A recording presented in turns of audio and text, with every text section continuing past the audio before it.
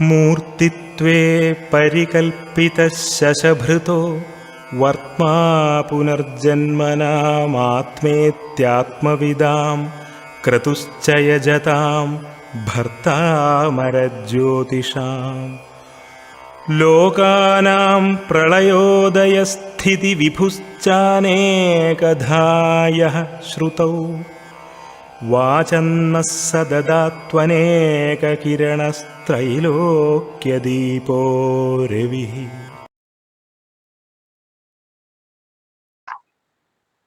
നമുക്ക് രാശിചക്രം. ഇപ്പൊ രാശിചക്രം എന്തെന്ന് ചോദിച്ചാൽ, രാശിചക്രത്തിന്റെ സ്ഥലത്തിന് പ്രാധാന്യം, സമയത്തിനും പ്രാധാന്യം. രാശിചക്രവുമായി ബന്ധപ്പെട്ട് സ്ഥലത്തിനും സമയത്തിനും. അപ്പൊ ഒരു കുട്ടി ജനിച്ചു എന്ന് പറയുമ്പോൾ എവിടെ ജനിച്ചു, ഏത് ജില്ലയിൽ ജനിച്ചു, അല്ലെങ്കിൽ ഏത് രാജ്യത്ത് ജനിച്ചു എന്ന് ചോദിക്കുന്നതിന്റെ കാരണം, അപ്പോൾ ആ സ്ഥലത്തിനും രാശിചക്രവുമായിട്ട് നല്ലൊരു ബന്ധം. അതേപോലെ സമയത്തിനും ബന്ധമാണ്. ഒരു കുട്ടി ജനിച്ചു എന്ന് പറയുമ്പോൾ എത്ര സമയത്തിനാണ് ജനിച്ചത് എന്നൊരു ചോദ്യം ഉണ്ടാവും. അപ്പൊ എന്താണ് രാശിചക്രം? അതിനെ എങ്ങനെ നമുക്ക് മനസ്സിലാക്കാം, അല്ലെങ്കിൽ എങ്ങനെ ഡിഫൈൻ ചെയ്യാം രാശിചക്രത്തിനെ? നിങ്ങൾ ഇരിക്കുന്ന മുറിയുടെ 4 ചുവരുകളും 4 മൂലയും ചേർത്ത് ഒരു വൃത്തം സങ്കല്പിച്ചാൽ, ആ വൃത്തം നിങ്ങളുടെ തലയ്ക്ക് മുകളിലാണെന്ന് കണ്ടാൽ, അല്ലെങ്കിൽ ആ തലയ്ക്ക് മുകളിലാണെന്ന് സങ്കല്പിക്കുമ്പോൾ അതാണ് രാശിചക്രം, നിങ്ങൾ നിൽക്കുന്ന സ്ഥലത്തിന്റെ രാശിചക്രം.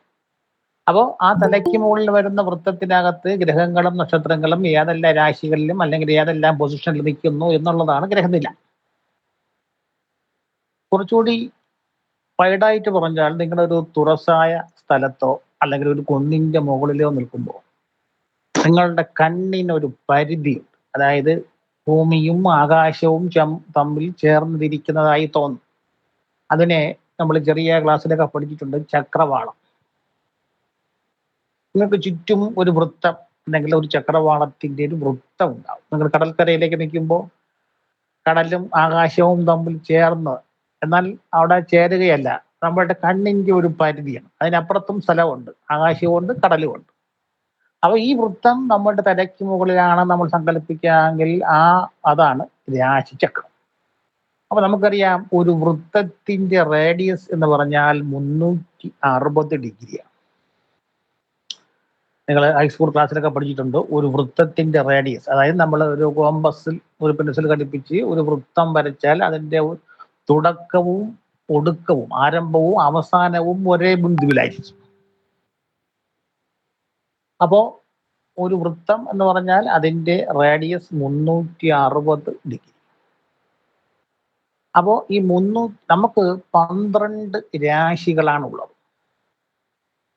അപ്പൊ ഈ 360 ഭാഗം 30 എന്ന് പറഞ്ഞാൽ, അല്ലെങ്കിൽ 360 ഭാഗം 12 എന്ന് പറഞ്ഞാൽ 30 ഡിഗ്രി വീതമുള്ള 12 രാശികൾ ചേർന്നതാണ് രാശിചക്രം. 30 ഡിഗ്രിയുള്ള 12 രാശികൾ ചേർന്നതാണ് രാശിചക്രം. അപ്പോൾ ഓരോ രാശിക്കും 30 ഡിഗ്രി വീതം വരും.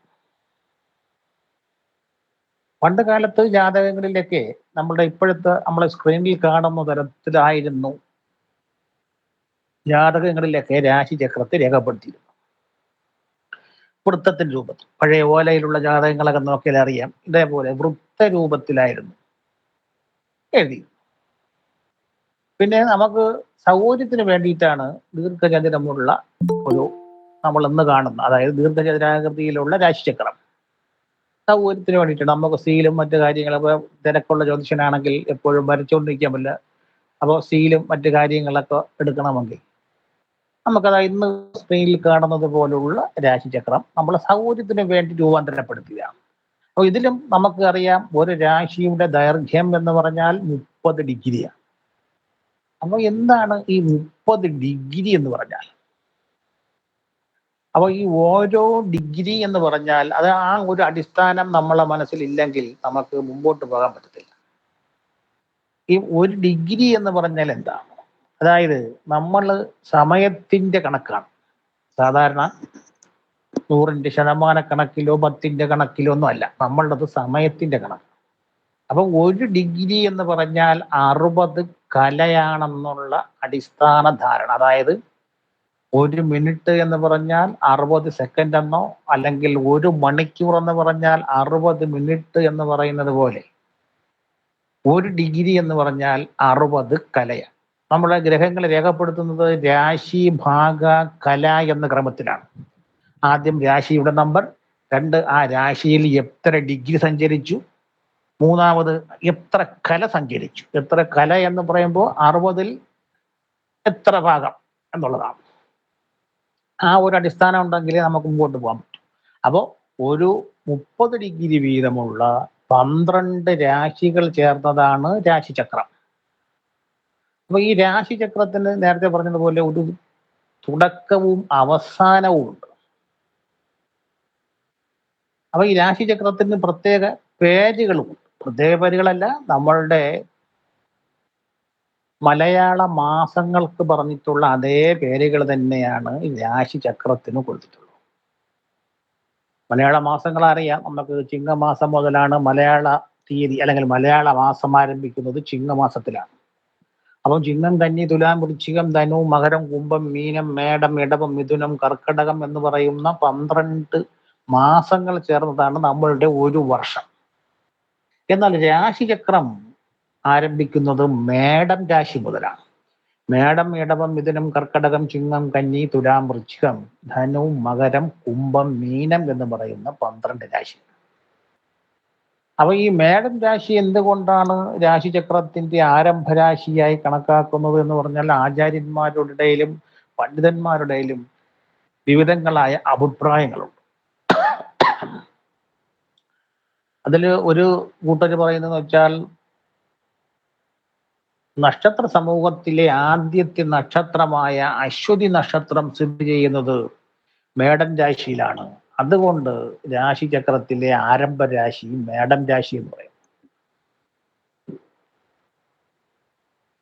എന്നാൽ മറ്റൊരു കൂട്ടർ പറയുന്നു പ്രപഞ്ചത്തിന്റെ നാഥനായ സൂര്യൻ, നമ്മുടെ ഗാലക്സിയുടെ നാഥനാണ് സൂര്യൻ. അതായത് പ്രപഞ്ചത്തിന്റെ നാഥനായ സൂര്യന്റെ ഉച്ചരാശി മേടം രാശി ആയതുകൊണ്ടാണ്. അതായത് ഉച്ചരാശി എന്ന് പറഞ്ഞാൽ തൽക്കാലം എത്ര മനസ്സിലാക്കുക, ഏറ്റവും കൂടുതൽ പവർഫുൾ ആയിട്ട് നിൽക്കുന്നത്. അതായത് നമുക്ക് കഴിഞ്ഞ ഒരു മാസങ്ങൾക്ക് മുമ്പ് സൂര്യൻ മേടം രാശിയിലായിരുന്നു.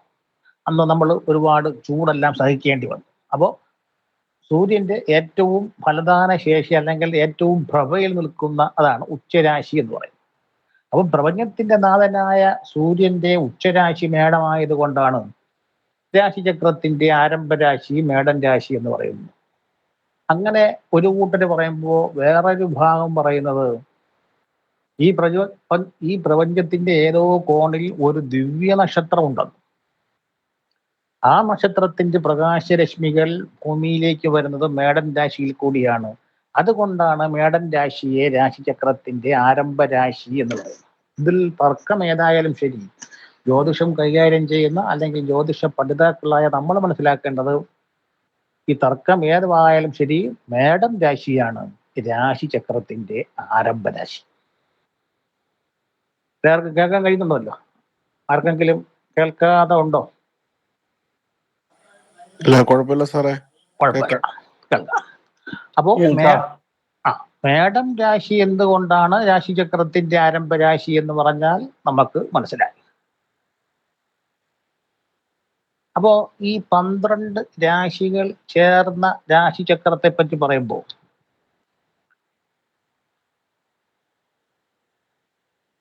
ഈ ചില വിമർശനങ്ങളെ പറ്റി നമ്മൾ കഴിഞ്ഞ ക്ലാസ്സിൽ പറഞ്ഞു, അതൊന്നുകൂടി ഓർമ്മപ്പെടുത്താം. അപ്പൊ ഈ രാശിക്കകത്ത് നിങ്ങൾക്ക് നിങ്ങളുടെ അയച്ചു തന്നതിൽ ഒരു ഗ്രഹനില, അതിന് ഗ്രഹനില എന്ന് പറയും.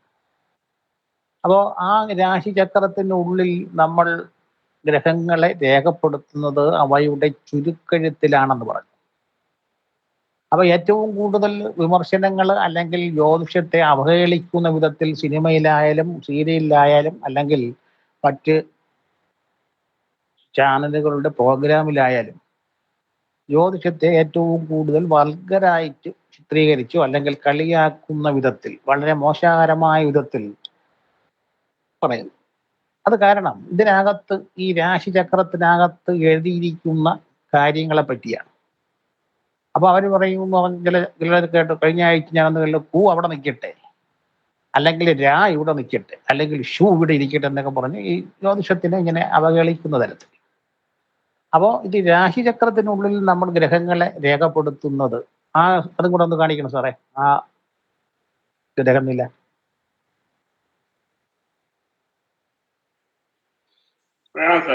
ആ, ഇതേപോലെ ചുരുക്കെഴുത്തിലാണ്, കാര്യം അക്ഷരങ്ങൾ മാത്രമേ ഉള്ളൂ. അപ്പോ നമുക്ക് ഉള്ളത് 9 ഗ്രഹങ്ങളാണ്, നവഗ്രഹങ്ങൾ. പിന്നെ ഉള്ളത് 1 ലഗ്നം, പിന്നെ ഉള്ളത് ഗുളികൻ. അങ്ങനെ ഒരു ഗ്രഹം നില കിട്ടിക്കഴിഞ്ഞാൽ അതിനകത്ത് 11 മെമ്പേഴ്സ് ഉണ്ടോ എന്ന് ആദ്യം നോക്കണം. അപ്പൊ അതിൽ ഓരോ മെമ്പർമാരെയും ചുരുക്കെഴുത്തിലാണ് നമ്മൾ എഴുതുന്നത്. അതായത് ലഗ്നം എന്തെന്നുള്ള കാര്യം പിന്നീട് നമ്മൾ വഴിയെ പഠിക്കും. അപ്പോൾ ലഗ്നത്തിനെ ല എന്നുള്ള അക്ഷരം കൊണ്ടും, സൂര്യനെ നമ്മൾ രവി എന്ന് വിളിക്കും. ഹൈസ്കൂൾ ക്ലാസ്സിലൊക്കെ നിങ്ങൾ സൂര്യന്റെ പര്യായ പദങ്ങൾ പഠിച്ചിട്ടുണ്ട്. രവി എന്നും ഭാർഗവൻ എന്നും ഭാനു എന്നും ദിവാകരൻ എന്നും അർക്കൻ എന്നൊക്കെ നമ്മൾ പഠിച്ചു. അപ്പോൾ രവിയെ അല്ലെങ്കിൽ സൂര്യനെ നമ്മൾ രവി എന്ന് വിളിച്ച് രാ എന്നുള്ള അക്ഷരം കൊണ്ട് രേഖപ്പെടുത്തും.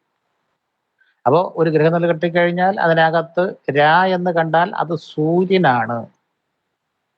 അതേപോലെ ചന്ദ്രൻ തന്നെ, ചന്ദ്രന്റെ ആദ്യത്തെ അക്ഷരം. ചൊവ്വയെ നമ്മൾ കുജൻ എന്ന് വിളിക്കും, കുജൻ. അപ്പൊ ചൊവ്വയെ കുജൻ എന്ന് വിളിച്ച് കുജന്റെ ആദ്യത്തെ അക്ഷരം കൊണ്ട് സൂചിപ്പിക്കും. അപ്പൊ ബുധന് മാറ്റമില്ല, ബുധൻ തന്നെ. അടുത്ത് വ്യാഴത്തിനെ ഗുരു എന്ന് വിളിക്കും, ഗുരു. ഗുരു എന്ന് പറഞ്ഞാൽ, വ്യാഴം എന്ന് പറഞ്ഞാൽ ബൃഹസ്പതി എന്നാണ് പറയുന്നത്. ബൃഹസ്പതി എന്ന് പറഞ്ഞാൽ അറിയാലോ, ദേവന്മാരുടെ ഗുരുവാണ്. അടുത്ത് ശുക്രന് മാറ്റമില്ല, ശുക്രൻ തന്നെ, ശുക്രന്റെ ആദ്യത്തെ അക്ഷരം. അടുത്ത് വരുന്നത് ശനിയാണ്. ശനിയെ മന്ദൻ എന്ന് വിളിക്കും. മന്ദൻ എന്ന് പറഞ്ഞാൽ സാവധാനം സഞ്ചരിക്കുന്നവൻ. അതായത് ഒരു രാശിയിൽ ഏറ്റവും കൂടുതൽ നിൽക്കുന്ന ഗ്രഹം, അല്ലെങ്കിൽ ഏറ്റവും കൂടുതൽ കാലം, 2.5 വർഷക്കാലം ഒരു രാശിയിൽ നിൽക്കുന്ന ഗ്രഹമാണ് ശനി. അപ്പൊ അതുകൊണ്ട് ശനിയെ മന്ദൻ എന്ന് വിളിക്കും. മന്ദൻ എന്ന് വിളിച്ച് മാ എന്നുള്ള അക്ഷരം കൊണ്ടും, രാഹുവിനെ സർപ്പൻ അല്ലെങ്കിൽ സർപ്പി എന്നെല്ലാം വിളിച്ച് സാ എന്നുള്ള അക്ഷരം കൊണ്ടും, കേതുവിനെ ശിഖി എന്ന് വിളിച്ച് അതിന്റെ ആദ്യത്തെ അക്ഷരമായ ഷി എന്ന അക്ഷരം കൊണ്ടും. ഇനി എന്നുള്ളത് ഗുളികനാണ്. ഗുളികനെ മാന്തി എന്ന് വിളിക്കും. അതായത് മന്ദന്റെ പുത്രനാണ് മാന്തി, ശനിയുടെ ഉപഗ്രഹമാണ് ഗുളികൻ. അപ്പോ ഗുളികനെ മാന്തി എന്ന് വിളിക്കും.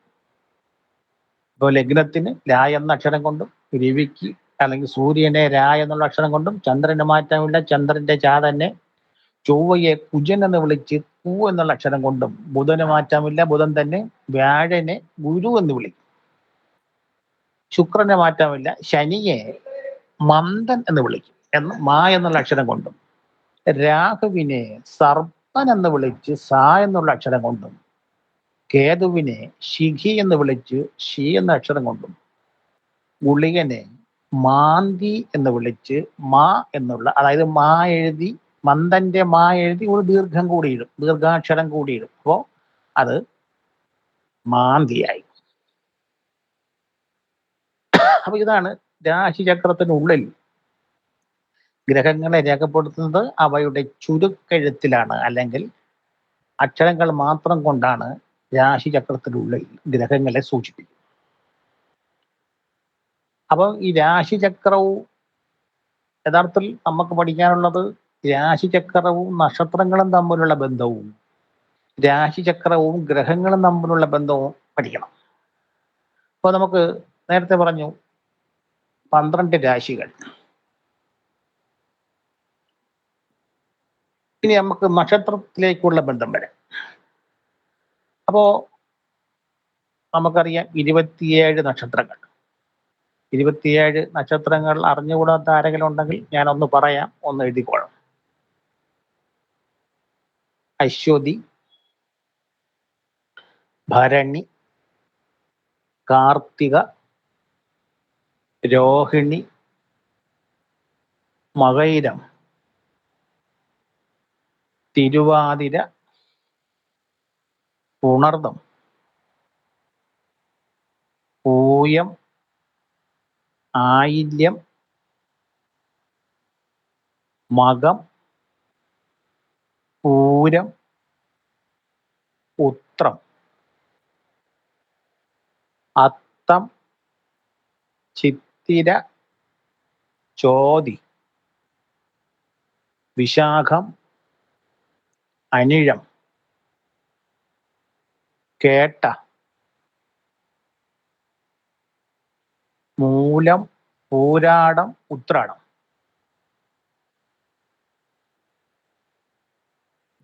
മൂലം, പൂരാടം, ഉത്രാടം, തിരുവോണം, അവിട്ടം, ചതയം, പൂരൂരുട്ടാതി, ഉത്രട്ടാതി, രേവതി. ഇതാണ് 27 നക്ഷത്രങ്ങൾ. അപ്പൊ നമുക്ക് ഈ രാശിചക്രം നക്ഷത്ര പ്രാധാന്യമേറിയതാണ് എന്ന് പറഞ്ഞു. അപ്പോ ഈ രാശി 27 നക്ഷത്രങ്ങളുണ്ട്, 12 രാശികളും. അപ്പൊ നമുക്ക് ഈ 12 രാശികൾക്കുള്ളിൽ 27 നക്ഷത്രങ്ങളെ ഉൾക്കൊള്ളിക്കണം. അപ്പോ 27 ഭാഗം 12. അപ്പൊ ഒരു രാശിക്കുള്ളിൽ 2.25 നക്ഷത്രം ഉണ്ടാവും. 27 ഭാഗം 12 എന്ന് പറഞ്ഞാൽ 2.5 എന്നോ 2.25 എന്നോ ഒക്കെ കാണും. ചുരുക്കി പറഞ്ഞാൽ ഒരു രാശിക്കുള്ളിൽ 2.25 നക്ഷത്രം. അപ്പോ 2.25 നക്ഷത്രം എന്ന് പറയുമ്പോൾ ഈ നക്ഷത്രത്തിന് കണക്കാക്കുന്നത് ചന്ദ്രന്റെ സ്ഥിതി കൊണ്ടാണ്. അപ്പോ ചന്ദ്രൻ ഒരു രാശിയിൽ 2.25 ദിവസം നിൽക്കും. കാര്യം ഒരു രാശിയിൽ 2.25 നക്ഷത്രമുണ്ട്. അപ്പോൾ ഇന്ന് അശ്വതി നക്ഷത്രം എന്ന് പറഞ്ഞാൽ ചന്ദ്രൻ അശ്വതി നക്ഷത്രത്തിൽ നിൽക്കുന്നതാണ്. അതായത് മേടം രാശിയുടെ തുടക്കത്തിൽ ചന്ദ്രൻ നിൽക്കുന്നത് കൊണ്ടാണ് ഇന്ന് അശ്വതി നക്ഷത്രം. അപ്പൊ നാളെ പറയുന്നു നാളെ ഭരണിയാണ്, അടുത്ത ദിവസം പറയുന്നു അന്ന് കാർത്തികയാണ്. അപ്പോൾ കാർത്തികയുടെ കാൽഭാഗം മാത്രമേ മേടൻ രാശിയിലുള്ളൂ. ബാക്കി വരുന്ന 3/4 ഭാഗം വരുന്നത് ഇടവൻ രാശിയിലാണ്. അപ്പൊ ഈ നക്ഷത്രത്തിന്റെ കാല്, അര, മുക്കാല് എന്നൊക്കെ പറയുന്ന ഭാഗങ്ങൾ ഏത് രാശിയിലാണെന്ന് എത്ര ഉറക്കത്തിൽ വിളിച്ച് ചോദിച്ചാലും ജ്യോതിഷൻ അറിഞ്ഞിരിക്കണം. കാര്യം അത്രയ്ക്ക് മനഃപ്പാഠമാക്കി പഠിക്കണമെന്നാണ്. ഒരു രാശിയിൽ ചന്ദ്രൻ നിൽക്കുന്നത് കണ്ടാൽ 27 നക്ഷത്രങ്ങളെ പിടിക്കേണ്ട, അതിൽ വരുന്ന 2.25 നക്ഷത്രം ഏതാണെന്ന് നമുക്ക് ഗസ് ചെയ്യാൻ പഠിക്കണം. അപ്പോൾ അതിനു വേണ്ടിയിട്ട് എന്ന് പറഞ്ഞാൽ ഒന്നുകൂടെ ശ്രദ്ധിക്കുക. ഒരു നക്ഷത്രത്തിന്റെ നാഴിക എന്ന് പറഞ്ഞാൽ നിങ്ങളെല്ലാം കേട്ട് കാണും, നക്ഷത്രം ഇത്ര നാഴിക, അല്ലെങ്കിൽ പഞ്ചാംഗത്തിൽ കാണും ഇത്ര നാഴിക, ഇത്ര വിനാഴിക. അപ്പോൾ നാഴികയിൽ കണക്കിൽ പറഞ്ഞാൽ ഒരു നക്ഷത്രത്തിന്റെ ദൈർഘ്യം 60 നാഴിക, ശരാശരി 60 നാഴിക. അത് ചിലപ്പോൾ അങ്ങോട്ട് കൂടുകയും ചെയ്യാം, കുറയുകയും ചെയ്യാം. എങ്കിലും നമ്മൾ കണക്ക് കൂട്ടാൻ വേണ്ടി എളുപ്പത്തിൽ നമ്മൾ പറയുന്നു ഒരു നക്ഷത്രം ഒരു ദിവസം 24 മണിക്കൂർ 60 നാഴിക സമയക്കാം.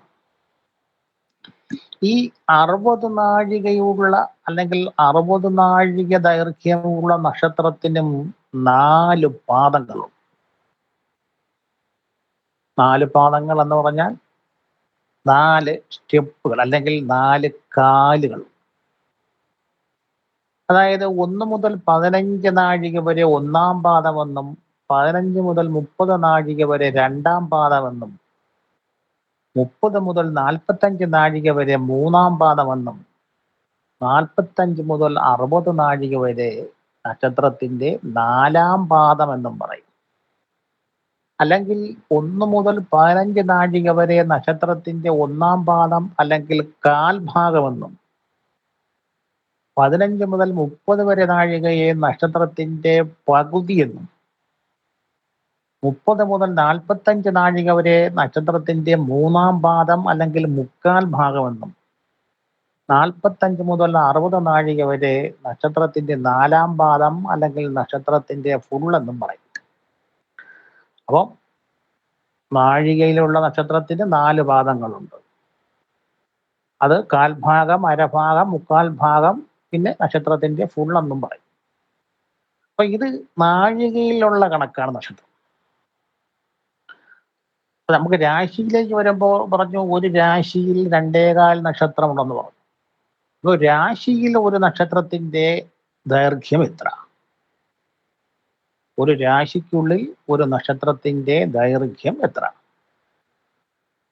അപ്പോ ഒരു രാശിക്കുള്ളിൽ ഒരു നക്ഷത്രത്തിന്റെ ദൈർഘ്യം എന്ന് പറഞ്ഞാൽ 13 ഡിഗ്രി 20 മിനിറ്റ്.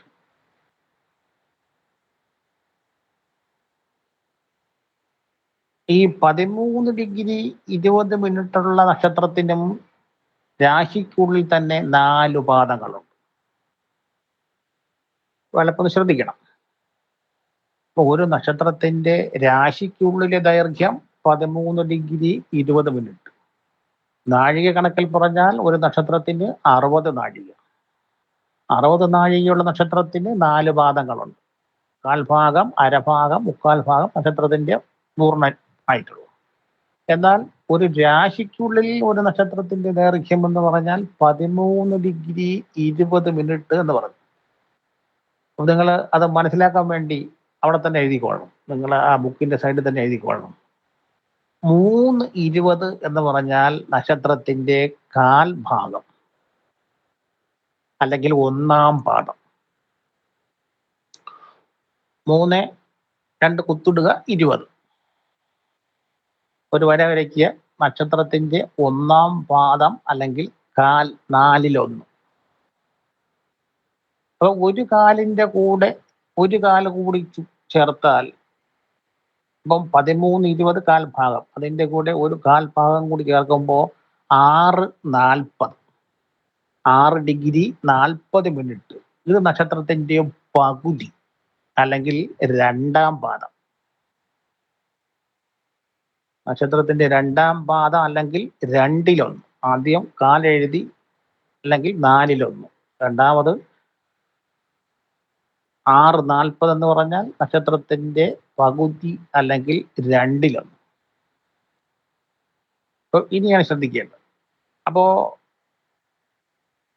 അടുത്ത് ഒരു കാല് കൂടി കൂട്ടുമ്പോൾ 6:40 കൂടെ 3:20 കൂടി കൂട്ടുമ്പോൾ 10 ഡിഗ്രി എന്ന് കിട്ടും. അത് നക്ഷത്രത്തിന്റെ മുക്കാൽ ഭാഗം അല്ലെങ്കിൽ 4/3. അപ്പൊ മുക്കാൽ ഭാഗമായ നക്ഷത്രത്തിന്റെ മുക്കാൽ ഭാഗമായ 10 ഡിഗ്രിയുടെ കൂടെ ഒരു കാൽ ഭാഗം കൂടെ കൂട്ടുമ്പോൾ 13 ഡിഗ്രി 20 മിനിറ്റ്. നക്ഷത്രത്തിന്റെ 4-ാം പാദം അല്ലെങ്കിൽ നക്ഷത്രത്തിന്റെ ഫുൾ ഭാഗം. അപ്പൊ ഈ 10 ഡിഗ്രി കിട്ടിയത് പലർക്കും സംശയം വരാം. ഇത്രയേ ഉള്ളൂ. 6:40 കൂടെ 3:20 കൂട്ടിയാൽ എത്ര മിനിറ്റ്? 9 60 മിനിറ്റ് എന്ന് പറയുമ്പോൾ 10. അപ്പൊ ഒരിക്കലും നമ്മൾ 9 60 എന്ന് പറയില്ലല്ലോ. അപ്പൊ അതാണ് ഇവിടെ ആ 10 വന്നതിന്റെ സാരം. മനസ്സിലായല്ലോ? മനസ്സിലായി. അപ്പൊ എല്ലാവർക്കും ആദ്യം ഒരു സംശയം വരാം. തുടക്കക്കാർക്കാണെങ്കിൽ ഒരു സംശയം വരാം, ഇത് എങ്ങനെയാണ് നക്ഷത്രത്തിന്റെ മുക്കാൽ ഭാഗം 10 എന്ന് പറഞ്ഞത്? അപ്പൊ ഇത്രയേ ഉള്ളൂ. നമ്മൾ മണിക്കണക്കിൽ കൂട്ടുകയാണെങ്കിൽ 6 മണിക്കൂർ 40 മിനിറ്റിന്റെ കൂടെ 3 മണിക്കൂർ 20 മിനിറ്റ് കൂട്ടുമ്പോൾ 9 മണിക്കൂർ 60 മിനിറ്റ് എന്നല്ല, 10 മണി എന്നാണ് പറയുന്നത്. അതാണ് ഇവിടെ. അപ്പോ ഒരു നക്ഷത്രത്തിന്റെ 4 പാദങ്ങളായി. അടുത്ത നക്ഷത്രത്തിന്റെയും 4 പാദങ്ങൾ. പിന്നെ ഒരു നക്ഷത്രത്തിന്റെ 1 പാദം. അപ്പോ വീണ്ടും നിങ്ങളോടാണ് ചോദ്യം, ഒരു രാശിയിൽ എത്ര നക്ഷത്രപാദങ്ങളുണ്ട്?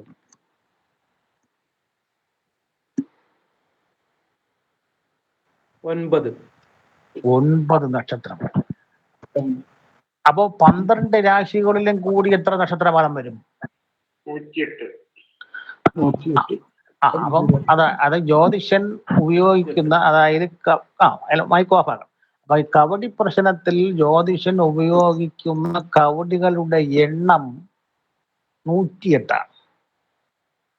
ഇവിടെ രാശി വെക്കാൻ വേണ്ടിയിട്ട് ഈ കവടിയെ പ്രക്ഷാളനം ചെയ്താണല്ലോ നമ്മൾ ആരൂടൊക്കെ എടുക്കുന്നത്. ആ കവടികളുടെ എണ്ണം എന്ന് പറഞ്ഞാൽ 108. അതായത് 108 നക്ഷത്രപാദങ്ങളെയാണ് ആ 108 കവടികൾ കൊണ്ട് സൂചിപ്പിക്കുന്നത്. അപ്പൊ ഞാൻ ആരെങ്കിലും വിമർശനം പറയുമ്പോൾ നിങ്ങൾ ഈ എടുക്കുന്ന കവടി എത്രയാണ്, അതിന്റെ എണ്ണം 108 എന്തെന്ന് ചോദിച്ചാൽ അതിനുള്ള മറുപടിയും കൂടിയാണ് ഈ പറഞ്ഞത്. അപ്പോ മേടൻ രാശിയിൽ അശ്വതി, ഭരണി, കാർത്തികയുടെ കാൽഭാഗം. ഇടവൻ രാശിയിൽ കാർത്തികയുടെ മുക്കാൽ ഭാഗം, രോഹിണിയുടെ പൂർണ്ണം അല്ലെങ്കിൽ ഫുള്ളായിട്ട്, മകയിരത്തിന്റെ അരഭാഗം. അപ്പൊ ഇതെല്ലാം പ്രതിദാനം ചെയ്യുന്നത് ചന്ദ്രനാണ്. അപ്പോ മേടൻ രാശിയിലാണെങ്കിൽ അശ്വതി, ഭരണി, കാർത്തികയുടെ കാല്. ഇടവൻ രാശിയിൽ കാർത്തികയുടെ മുക്കാല്, രോഹിണി മുഴുവൻ, മകയിരത്തിന്റെ അര. മിഥുനൻ രാശിയിലാണെങ്കിൽ മകയിരത്തിന്റെ അരയും തിരുവാതിരയും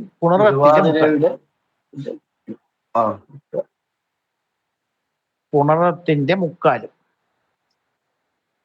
കർക്കിടകത്തിൽ പുണറത്തിന്റെ കാൽഭാഗവും പൂയത്തിന്റെ ഫുള്ളും ആയില്യത്തിന്റെ ഫുള്ളും. അപ്പൊ ഇവിടെ നോക്കണം, 4 രാശികൾ, 9 നക്ഷത്രങ്ങൾ. അതിനെ പറയും ഒരു ഖണ്ഡം എന്ന് പറയും. 4 രാശികൾ ഒരുമിച്ച് തുടങ്ങുന്നു, അല്ലെങ്കിൽ നക്ഷത്രങ്ങൾ 9 നക്ഷത്രങ്ങൾ തുടങ്ങുന്നു, അവിടെ ഒരുമിച്ച് തീരും. 4 രാശികൾ. അടുത്ത് ചിങ്ങത്തിലാണെങ്കിൽ മകം, പൂരം, ഉത്രത്തിന്റെ കാല്. കന്നിയിലാണെങ്കിൽ ഉത്രം മുക്കാല്, അത്തം, ചിത്തിരയുടെ അര. തുലാൻ രാശിയിൽ ചിത്തിരയുടെ അരയും ചോതിയും വിശാഖത്തിന്റെ മുക്കാൽ ഭാഗവും. തുലാൻ രാശിയിൽ ചിത്തിരയുടെ അര, ചോതി പൂർണ്ണമായിട്ടും, വിശാഖത്തിന്റെ മുക്കാൽ. വൃശ്ചികൻ രാശിയിൽ വന്നപ്പോൾ വൃശ്ചികത്തിന്റെ കാൽ ഭാഗവും, വിശാഖം, അനിഴം 2 നക്ഷത്രങ്ങളുടെ ഫുള്ളും. അപ്പൊ അവിടെയും 4 രാശികൾ തീർന്നു, 9 നക്ഷത്രങ്ങളും തീർന്നു. അടുത്ത് ധനുവിൽ മൂലം, പൂരാടം, ഉത്രാടത്തിന്റെ കാല്. മകരത്തിൽ ഉത്രാടം മുക്കാല്, തിരുവോണം, അവിട്ടത്തിന്റെ അര. കുംഭത്തിലാണെങ്കിൽ അവിട്ടത്തിന്റെ അരയും ചതയവും പൂരുട്ടാതി മുക്കാൽ. മീനൻ രാശിയിൽ പൂരുട്ടാതി മുക്കാലും ഉത്രട്ടാതി രേവതി. അപ്പോ നക്ഷത്രങ്ങൾ തീർന്നു. അവിടെയും ഒരു ഖണ്ഡം, 9 നക്ഷത്രങ്ങളും ഒരു ഖണ്ഡം. അപ്പൊ ഇതില്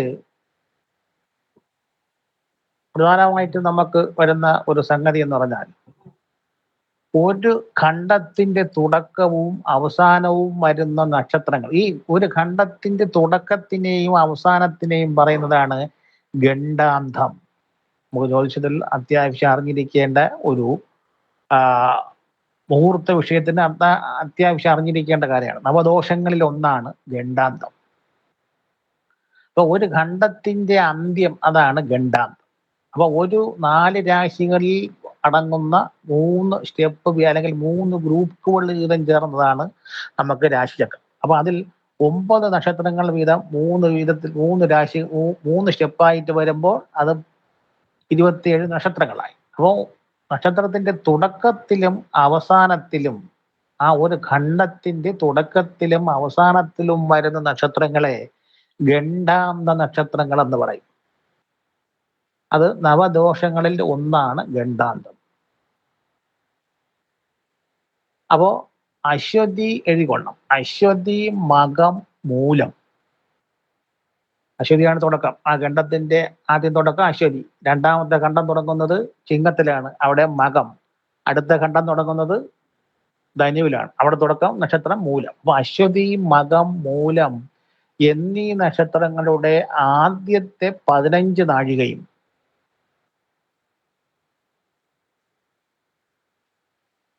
അശ്വതി, മകം, മൂലം എന്നീ നക്ഷത്രങ്ങളുടെ ആദ്യത്തെ 15 നാഴികയും ആയില്യം, കേട്ട, രേവതി, ആയില്യം, കേട്ട, രേവതി എന്നീ നക്ഷത്രങ്ങളുടെ അവസാനത്തെ 15 നാഴികയും ഗണ്ഡാന്തമാണ്. ആയില്യം, കേട്ട, രേവതി എന്നീ നക്ഷത്രങ്ങളുടെ അവസാനത്തെ 15 നാഴികയും ഗണ്ഡാന്തമാണ്. നവദോഷങ്ങളിൽപ്പെട്ട ഒരു ദോഷമാണ് ഗണ്ഡാന്തം.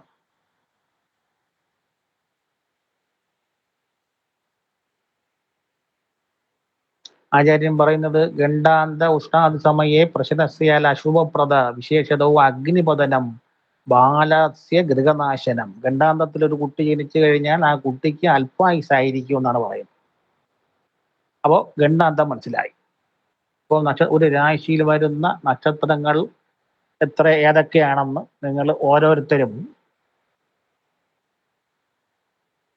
ഒരു രാശിചക്രം വരച്ച് എഴുതി ഈ ഗ്രൂപ്പിലേക്ക് പോസ്റ്റ് ചെയ്യണം.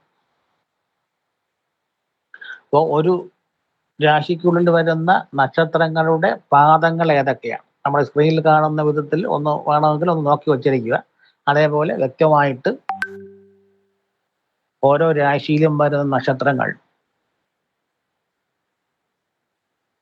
ഏതൊക്കെയാണ്, നക്ഷത്രപാദങ്ങൾ എത്രയൊക്കെയാണെന്നുള്ള വിശദമായിട്ടുള്ള നിങ്ങളെല്ലാവരും എഴുതി ഫോട്ടോ എടുത്ത് അയക്കണം.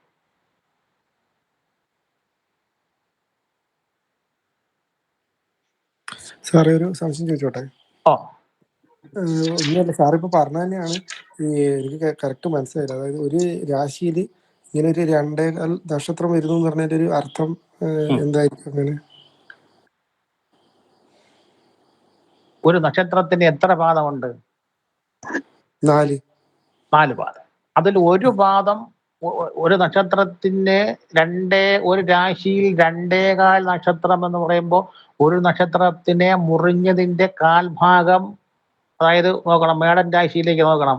അശ്വതി, ഭരണി, കാർത്തികയുടെ കാൽഭാഗം മേടത്തിലും 3/4 ഭാഗമായ 10 ഡിഗ്രി മുതലാണ് അവിടെ തുടങ്ങുന്നത്, അല്ലെ? 10 ഡിഗ്രി വരെ ഇടവത്തിലാണ്. അപ്പം ഇടവത്തിൽ ഏതൊക്കെയുണ്ട്? കാർത്തിക, രോഹിണി, മകയിരത്തിന്റെ അര. അതാണ് പറഞ്ഞത് നക്ഷത്രത്തിന്റെ ആ മുറിഞ്ഞു വരുന്ന ഡിഗ്രി എത്രയാണ്, അല്ലെങ്കിൽ എത്രയാണ് അതിന്റെ കാൽഭാഗത്തിലാണോ, അരഭാഗത്തിലാണോ, 3/4 ഭാഗത്തിലാണോ എന്നുള്ള കാര്യം നിങ്ങൾ മനസ്സിലാക്കാൻ വേണ്ടിയിട്ടാണ് നിങ്ങളെ ഒന്ന് എഴുതിയിട്ട് നിങ്ങൾ പോസ്റ്റ് ചെയ്യണമെന്ന് പറഞ്ഞതിന്റെ കാര്യം.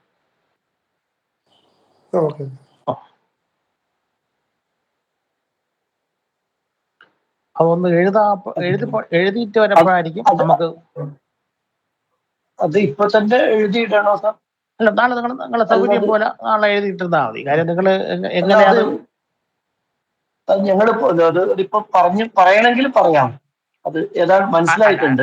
അല്ല സാറേ, അത് പറഞ്ഞതല്ല. എല്ലാവരും ഏത് വിധത്തിൽ മനസ്സിലാക്കിയത് നമുക്കറിയില്ല. അതുകൊണ്ട് എല്ലാവരും ഒന്ന് എഴുതിയിടുകയാണെങ്കിൽ നമുക്കറിയാൻ പറ്റും. ശരി ശരി. ക്ലാസ് കഴിഞ്ഞിട്ട് എഴുതിയാൽ മതിയല്ലോ അല്ലേ? ക്ലാസ് കഴിഞ്ഞിട്ട് ഇട്ടിരുന്നാൽ മതി. നമുക്ക് നാളെ അത് നോക്കാം, ആരൊക്കെ എങ്ങനെ ഉൾക്കൊണ്ടു എന്നുള്ള കാര്യം നമുക്ക് അറിയണമല്ലോ. ആയിക്കോട്ടെ. അത് പിന്നെ രാശിചക്രം വരച്ചിട്ട് വേണോ? അല്ല അശ്വതി, ഭരണി, കാർത്തിക, കാൽ അങ്ങനെ എഴുതിയാൽ മതിയോ? ഏത് വിധത്തിലായാലും ശരി, ഏത് വിധത്തിലായാലും നിങ്ങൾ എങ്ങനെ മനസ്സിലാക്കി എന്നുള്ള കാര്യം അയച്ചാൽ മതി. ശരി.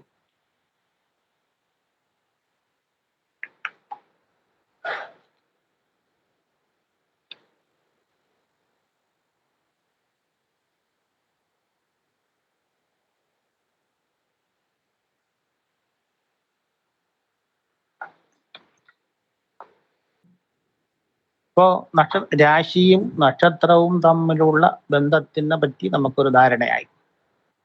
ഇനി അടുത്തുള്ളത് രാശിയും ഗ്രഹങ്ങളും തമ്മിലുള്ള ബന്ധത്തെയാണ്.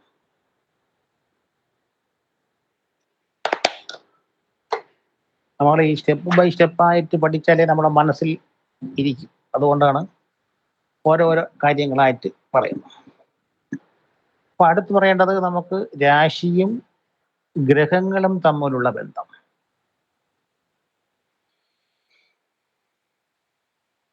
ഇപ്പൊ നമ്മൾ പറഞ്ഞു നമുക്ക് 9 ഗ്രഹങ്ങളാണെന്ന് പറഞ്ഞു.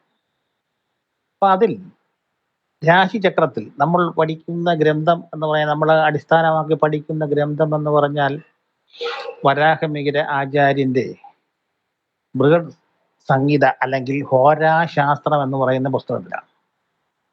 അപ്പൊ ഈ ഹോരാശാസ്ത്രത്തിൽ ആചാര്യൻ ഈ രാഹു കേതുക്കൾക്ക് ഈ രാശിചക്രത്തിൽ സ്ഥാനം നൽകിയിട്ടില്ല. എന്നാൽ മറ്റ് ഗ്രന്ഥങ്ങൾ, മറ്റു പല ഫലപ്രവചനത്തിന് നമ്മളെ സഹായിക്കുന്ന മറ്റു പല ഗ്രന്ഥങ്ങളിലും ഈ രാശിചക്രത്തിൽ ഈ രാഹുവിനും കേതുവിനും സ്ഥാനങ്ങൾ കൊടുത്തിട്ടുണ്ട്. അത് നമുക്ക് വഴിയേ പറയാം.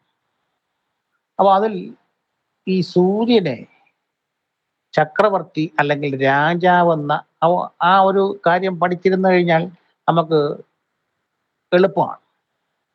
സൂര്യനെ ചക്രവർത്തി അല്ലെങ്കിൽ രാജാവെന്നും, ചന്ദ്രനെ രാജ്ഞിയെന്നും, ചൊവ്വയെ സൈന്യാധിപനെന്നും, ബുധനെ യുവരാജാവെന്നും, വ്യാഴനും ശുക്രനും 2 ഗുരുക്കന്മാർ അല്ലെങ്കിൽ 2 മന്ത്രിമാരെന്ന വിധത്തിലും, ശനിയെ ഭൃത്യൻ അല്ലെങ്കിൽ സേവകൻ, ഇപ്പൊ രാജാവാകുമ്പോൾ അവിടെ സേവകൻ കാണും. അപ്പൊ സൂര്യനെ രാജാവെന്നും, ചന്ദ്രനെ രാജ്ഞിയെന്നും, ചൊവ്വയെ സൈന്യാധിപനെന്നും, ബുധനെ യുവരാജാവെന്നും, ഗുരുവും ശുക്രനും അല്ലെങ്കിൽ വ്യാഴനെയും ശുക്രനെയും 2 മന്ത്രിമാരായും, ശനിയെ ഭൃത്യനായിട്ടാണ് പറയുന്നത്. അപ്പോ ഈ സൂര്യനും ചന്ദ്രനും തുടങ്ങി ശനി വരെയുള്ള ഗ്രഹങ്ങളിൽ അല്പം ശ്രദ്ധിക്കണം. സൂര്യനും ചന്ദ്രനും ഒഴികെ മറ്റ് ഗ്രഹങ്ങൾക്ക് രാശിചക്രത്തിൽ 2 രാശികളിൽ വീതം ആധിപത്യം. അതിനെ ഗ്രഹങ്ങളുടെ സ്വക്ഷേത്രങ്ങൾ എന്ന് പറയും, സ്വന്തം വീട്. അപ്പോ സൂര്യനും ചന്ദ്രനും ഒഴികെ മറ്റ് ഗ്രഹങ്ങൾക്ക് രാശിചക്രത്തിനുള്ളിൽ 2 രാശികൾക്ക് വീതം ആധിപത്യമുണ്ട്. അതിനെ പറയും ഗ്രഹങ്ങളുടെ സ്വക്ഷേത്രം എന്ന് പറയും. അപ്പൊ മനസ്സിലാക്കണം, നമ്മൾ എപ്പോഴും ഫലം പറയുന്നത് ഗ്രഹത്തിന്റെ അല്ലെങ്കിൽ ഗ്രഹം നിൽക്കുന്നതിന്റെ ബലാബലം. ഗ്രഹത്തിന് ബലമുണ്ടോ? ബലമുള്ളവൻ നിൽക്കുമ്പോൾ നല്ല ഫലങ്ങളും, ബലമില്ലാത്തവൻ നിന്ന് കഴിഞ്ഞാൽ മോശഫലങ്ങളും. അത് നമുക്കറിയാമല്ലോ. അപ്പം ബലമുള്ളവനാണ് എപ്പോഴും പ്രാധാന്യം. അതും ഇവിടെ അങ്ങനെ തന്നെ ഗ്രഹങ്ങളുടെ ബലവും കൂടി നോക്കും. അപ്പോ സൂര്യനും ചന്ദ്രനും ഒഴികെ മറ്റ് ഗ്രഹങ്ങൾക്ക് രാശിചക്രത്തിൽ 2 രാശികളിൽ വീതം ആധിപത്യമുണ്ട്. അതിനെ ഗ്രഹങ്ങളുടെ സ്വക്ഷേത്രങ്ങൾ എന്ന് പറയും. അപ്പം സ്വക്ഷേത്രത്തിൽ നിൽക്കുന്ന ഗ്രഹത്തിന് പകുതി ബലമാണ്. അതാണ് ശ്രദ്ധിക്കുന്നത്. സ്വക്ഷേത്രത്തിൽ നിൽക്കുന്ന ഗ്രഹത്തിന് പകുതി ബലം. അപ്പോ ഈ സൂര്യനും ചന്ദ്രനും രാശിചക്രത്തിൽ ഒരു രാശിയിൽ മാത്രമാണ് ആധിപത്യം എന്ന് പറഞ്ഞു. സൂര്യന് ചിങ്ങം രാശിയും ചന്ദ്രന് കർക്കിടകം രാശിയും. സൂര്യന് ചിങ്ങം രാശിയും ചന്ദ്രന് കർക്കിടകം രാശിയും. അപ്പോ ചിങ്ങം മുതൽ മുമ്പിലേക്കുള്ള 6 രാശികളെ, ചിങ്ങം, കന്നി, തുലാം, വൃശ്ചികം, ധനു, മകരം എന്ന് പറയുന്ന 6 രാശികളെ സൂര്യൻ ഭരിക്കുന്ന രാശികൾ അല്ലെങ്കിൽ സൗരരാശികൾ എന്ന് പറയും. സൂര്യനും ചന്ദ്രനും രാശിചക്രത്തിൽ ഒരു രാശിയിൽ മാത്രമേ ആധിപത്യമുള്ളൂ. അപ്പോ സൂര്യന് ചിങ്ങം രാശിയും ചന്ദ്രന് കർക്കിടകം രാശി. അപ്പം സൂര്യന്റെ സ്വക്ഷേത്രം ആയ ചിങ്ങം രാശി മുതൽ മുൻപിലേക്കുള്ള 6 രാശികളെ, ചിങ്ങം, കന്നി, തുലാം, വൃശ്ചികം, ധനു, മകരം ഈ രാശികളെ സൂര്യൻ ഭരിക്കുന്ന രാശികൾ അല്ലെങ്കിൽ സൗരരാശികളെന്നും ചന്ദ്രന്റെ രാശിയായ കർക്കിടകം മുതൽ പിറകിലേക്കുള്ള 6 രാശികൾ, അതായത് കർക്കിടകം, മിഥുനം, ഇടവം, മേടം, മീനം, കുംഭം, അല്ലെങ്കിൽ കുംഭം, മീനം, മേടം, ഇടവം, മിഥുനം, കർക്കിടകം എന്ന് പറയുന്ന 6 രാശികളെ ചന്ദ്രൻ ഭരിക്കുന്ന രാശികൾ അല്ലെങ്കിൽ ചാന്ദ്രരാശികൾ എന്നും പറയും. അപ്പോ സൂര്യന്റെ ചിങ്ങം മുതൽ മുമ്പിലേക്കുള്ള 6 രാശികളെ സൂര്യരാശികൾ അല്ലെങ്കിൽ സൗരരാശി എന്നും, കർക്കിടകം മുതൽ ചന്ദ്രന്റെ സ്വക്ഷേത്രമായ കർക്കിടകം മുതൽ പുറകിലേക്കുള്ള 6 രാശികളെ ചാന്ദ്രരാശികൾ അല്ലെങ്കിൽ ചന്ദ്രൻ ഭരിക്കുന്ന രാശികൾ എന്നും പറയും. ഇനി അടുത്തുള്ളത് ചൊവ്വയാണ്. ചൊവ്വയ്ക്ക് ചന്ദ്രൻ ഭരിക്കുന്ന മേടം രാശിയും സൂര്യൻ ഭരിക്കുന്ന വൃശ്ചിക രാശിയും സ്വക്ഷേത്രം. ചൊവ്വയ്ക്ക് ചന്ദ്രൻ ഭരിക്കുന്ന മേടം രാശിയും സൂര്യൻ ഭരിക്കുന്ന വൃശ്ചികം രാശിയും സ്വക്ഷേത്രമാണ്. അടുത്ത ബുധന് ചന്ദ്രൻ ഭരിക്കുന്ന മിഥുനൻ രാശിയും സൂര്യൻ ഭരിക്കുന്ന കന്നി രാശിയും സ്വക്ഷേത്രമാണ്. അതേപോലെ വ്യാഴന് അല്ലെങ്കിൽ ഗുരുവിന് ചന്ദ്രൻ ഭരിക്കുന്ന മീനം രാശിയും സൂര്യൻ ഭരിക്കുന്ന ധനുരാശിയും സ്വക്ഷേത്രങ്ങൾ. അടുത്ത് വരുന്നത് ശുക്രന് ചന്ദ്രൻ ഭരിക്കുന്ന ഇടവം രാശിയും സൂര്യൻ ഭരിക്കുന്ന തുലാം രാശിയും സ്വക്ഷേത്രമാണ്. അടുത്തുള്ളത് ശനിക്കാണ്. ശനി ചന്ദ്രൻ ഭരിക്കുന്ന കുംഭൻ രാശിയും സൂര്യൻ ഭരിക്കുന്ന മകരം രാശിയും സ്വക്ഷേത്രങ്ങളാണ്. അപ്പോ ചുരുക്കി പറഞ്ഞാൽ രാജാവിനും രാജ്ഞിക്കും അല്ലെങ്കിൽ ചക്രവർത്തിക്കും രാജ്ഞിക്കും ആരെയെല്ലാം കിട്ടി? സൈന്യാധിപനെ കിട്ടി, യുവരാജാവിനെ കിട്ടി, 2 മന്ത്രിമാരെ കിട്ടി, ഭൃത്യനെ കിട്ടി. 2 പേർക്കും, സൈന്യാധിപനും യുവരാജാവും 2 മന്ത്രിമാരും ഭൃത്യനെയും കിട്ടി. അപ്പോൾ അവർക്ക് സന്തോഷമായി. അപ്പോ സൂര്യനും ചന്ദ്രനും ഒഴികെ മറ്റ് ഗ്രഹങ്ങൾക്ക് രാശിചക്രത്തിൽ 2 രാശികളിൽ വീതം ആധിപത്യമുണ്ട്. സൂര്യന് ചിങ്ങൻ രാശിയും ചന്ദ്രന് കർക്കടകം രാശി.